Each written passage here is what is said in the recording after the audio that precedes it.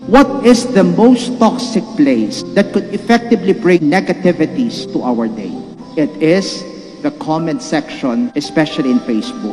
Kung gusto mong uminit ang ulo mo, kung gusto mong masira ang araw mo, basahin mo ang mga comments sa Facebook at sigurado, instant bagsak ang iyong magandang disposisyon, lalong-lalo na kapag pinatulan mo ang mga ito ng hindi maayos. When encountering comments or even persons that are full of negativities, choose always to be good. Ang tanong para sa atin, papaano ba maging mabuting Kristiyano at Pilipino in addressing all the negativities of life, especially the negativities of trolls, bashers, and fake news? Tatlong bagay. Una sa lahat, dapat tayo ay maging makadiyos. Goodness could only bear fruit if there is godliness in our attitude. Ito yung kulang sa atin ngayon. Nakakalimutan natin ang Diyos. Kaya't nakakalimutan natin maging mabuti sa ating buhay. Sa social media pa lang, yung mga bashers, trolls, walang kapaguran sa paninira. Instead, ubusin ang oras sa pagdadasal at pagsisimba, mas pinagpupuyatan ang Facebook. Marahil, mas pinili nilang maging makaposisyon, makaambisyon, makapangyarihan, pero nakalimutan nilang maging makadiyos. Kapatid, mawala na ang lahat, wag lang ang Diyos sa ating buhay. Pangalawa, makatao. Ang pagiging totoong tao ay dapat may angking totoong pagmamahal para sa kapwa-tao.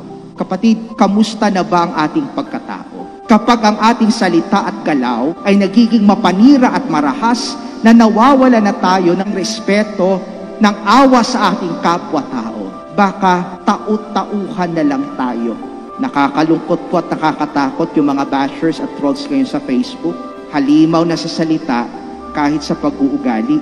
Kahit si Blessed Carlo Acutis nakaka-beatify lang, o kahit sino na lang na walang kalaban-laban, walang kaalam-alam, hindi pinapalampas ng kanilang mapanirang salita. Kapatid, kung kagaya ka rin nila, na wala ng respeto at awa sa mga binibitawang mong salita, check yourself. Tao ka pa nga ba? Hindi sukatan ang bangis ng salita sa pagiging makatao. Alalahanin po natin, ang salitang bangis ay para lamang sa mga hayop at halimaw. And the last point for us is makabayan. Ang bayan ay biyayang ipinagkaloob ng Diyos sa atin upang mahalin. At ang pagmamahal sa bayan ay hindi nakatali sa iisang tao lamang. Ito ay nakasalalay sa ating pagmamahal sa ating kapwa Pilipino. Kung mahal mo ang bayan, huwag kang pasimuno sa fake news at galit. Ipagdasal mo ang iyong bayan. Huwag mong pagtakpan ang katiwalian ng mga nasa posisyon na sumisira sa kinabukasan ng ating bayan. Ilapit mo ang bayan sa totoong Diyos at hindi sa mga nagdiyos-diyos-diyosan sa ating bayan. Father, anong ambag mo sa bayan? Ito yung sagot dyan. Ang pinakamainam na ambag natin sa ating bayan, lalong-lalo na sa sitwasyon natin ngayon, ay walang iba kundi kabutihan.